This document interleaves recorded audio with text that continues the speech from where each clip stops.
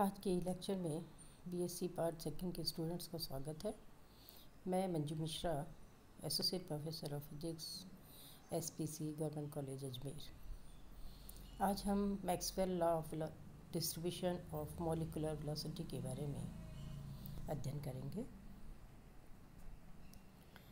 Maxwell ने molecular velocity के distribution संबंधी क्या लॉ दिया, उनका लॉ क्या है, उन्होंने इसे किस तरह से परिभाषित किया, इसके बारे में डिस्कस करते हैं। गैसों के गत्यात्मक मॉडल यानी गैसों का जो डायनामिकल मॉडल है, उसके अनुसार गैस के अणु विभिन्न संभव चालों से सब संभव दिशाओं में गतिशील होते हैं।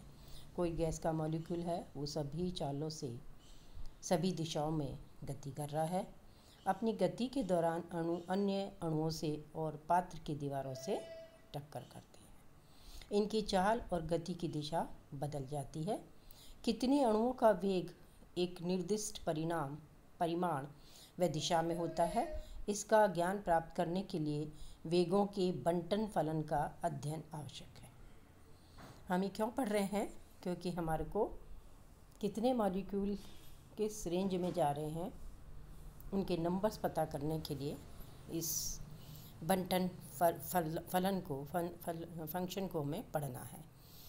इसका मान ज्ञात करने के लिए वेगों के बंटन फलन का अध्ययन आवश्यक है। मैक्सवेल के अनुसार अणुओं में वेगों का बंटन एक नियम के अनुसार होता है। इस नियम के अनुसार नियत ताप टेम्परेचर कांस्टेंट होना चाहिए। अणुओं का रूट मीन स्क्वायर वेलोसिटी यानी वर्ग माध्य मूल वेग तथा उन अणुओं की संख्या जिनके वेग निश्चित वेग रेंज में होते हैं नियत रहते हैं।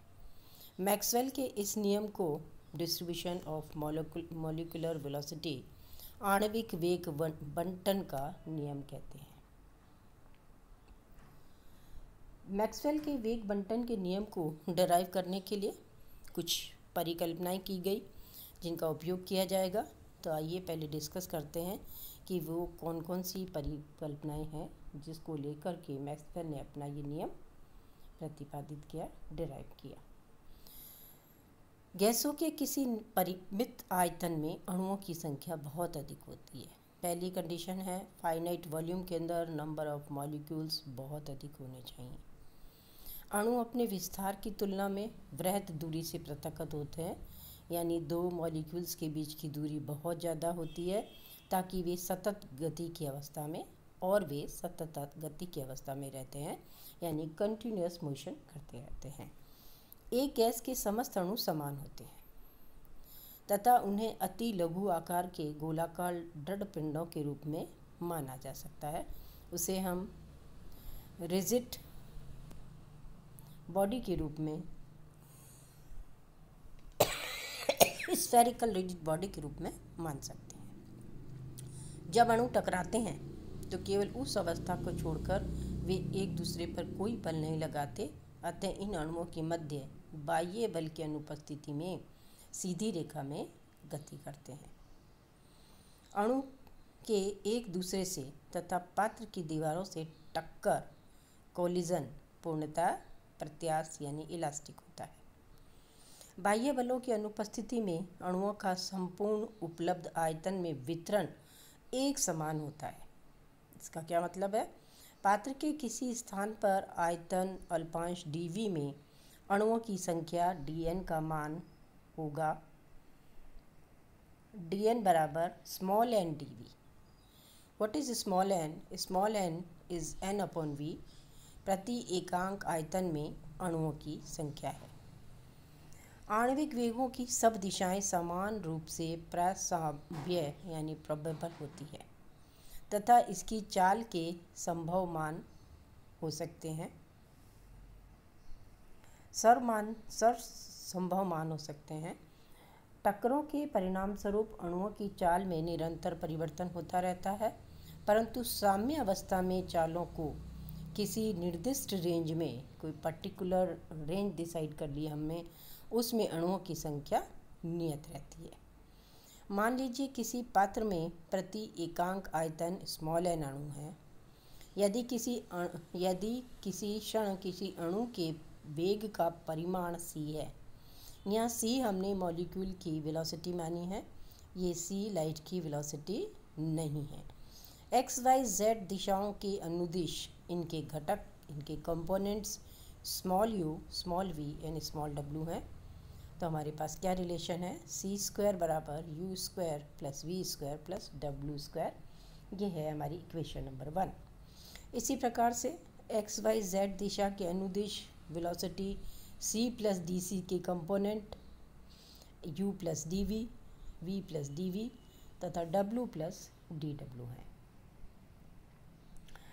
इसी प्रकार एक्स वाई जेड दिशाओं में के अनुदिश c प्लस डी सी के घटक हमने अभी डिस्कस कर लिए थे।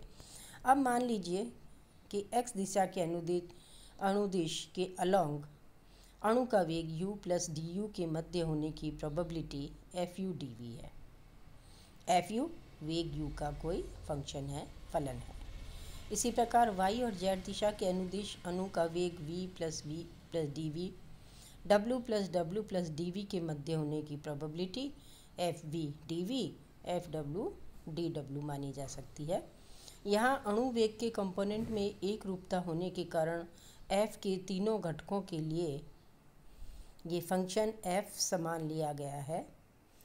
प्रायिकता के सिद्धांत से अणु वेग के घटक x दिशा में u प्लस डी यू के बीच में, y दिशा में v plus D V, v and v plus D V के बीच में होने की, z दिशा में w व w प्लस डी डब्ल्यू के बीच में होने की, के मध्य होने की जॉइंट प्रोबेबिलिटी संयुक्त प्रायिकता कैसे दी जाती है, p which is a function of u v w, p is probability is f u d u f v d v f w d w।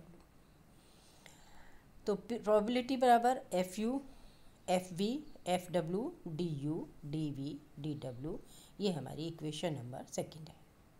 इस रेंज में ऐसे मॉलिक्यूल्स जिनकी एक्स दिशा के अंदर velocity u plus D you के बीच में है, y दिशा में v प्लस डी वी के बीच में है, w and w plus D W के बीच में, z दिशा में, उनकी प्रोबेबिलिटी जो है इक्वेशन 2 से दी जा रही है। इस रेंज के मध्य वेग घटक वाले अणुओं की संख्या कैसे निकाली जा रही है, dn बराबर स्मॉल n p इस probability u v w। Value रख दीजिए इक्वेशन 2 से यहाँ पर p की, तो dn बराबर n F U F V F W D U D V D W, equation number 3 हमें प्राप्त हुआ। dn बराबर, ये इक्वेशन नंबर 3 हमें मिल गया है। अब यदि एक्स वाई जेड दिशाओं में अणुओं के अक्षों को अणुओं के वेग घटकों के रूप में व्यक्त करें। आज तक हम क्या करते आए, एक्स वाई जेड कोऑर्डिनेट्स के रूप में से निरूपित करते आए हैं, तीनों एक्सिस जो है हमारी। अब इन एक्सिस को हम यू वी डब्ल्यू से रिप्रेजेंट कर रहे हैं। तो सभी गतिशील अणुओं को इस आरेख में बिंदु के द्वारा दर्शाया जा सकता है। इस आरेख को वेलोसिटी इंडिकेटर डायग्राम, वेग सूचक आरेख कहते हैं। इस आरेख में बिंदु यू वी डब्ल्यू पर स्थित अल्पांश D U D V D W में वेग बिंदुओं की संख्या इक्वेशन 3 के अनुसार dn होगी। अतः इस वेग बिंदुओं का घनत्व dn बराबर रो बराबर dn divided by D U D V D W. ठीक है, dn की वैल्यू सब्स्टिट्यूट कर दीजिए आप, तो आपके पास ऊपर और नीचे D U D V D W आएगा, ये कैंसिल हो गया। तो रो बराबर n F U F V F W, equation number 4। चूँकि रो वेग की दिशा पर निर्भर नहीं है, इसीलिए वेलोसिटी स्पेस में मूल बिंदु से समान त्रिज्य दूरी c पर सभी अल्पांशों के लिए रो का मान सेम होगा। ये फिगर आप देख रहे हैं, इस फिगर के अंदर जो नंबर ऑफ मॉलिक्यूल्स है इस क्यूब के अंदर वो dn है, c हमारा कांस्टेंट है। अर्थात c के नियत मान के लिए n F U F V F W constant रहेगा, रो हमारा कांस्टेंट है। समीकरण 5 से ये हमारी इक्वेशन नंबर 5 है जो अभी हमने बनाई है। इसको हमें डिफरेंशिएट करना है क्योंकि ये कांस्टेंट है, तो इसका डिफरेंशिएशन 0 के बराबर आएगा। तो differential d of n fu fv fw is 0। इसी आर्टिकल को हम कल फिर कंटिन्यू करेंगे। धन्यवाद।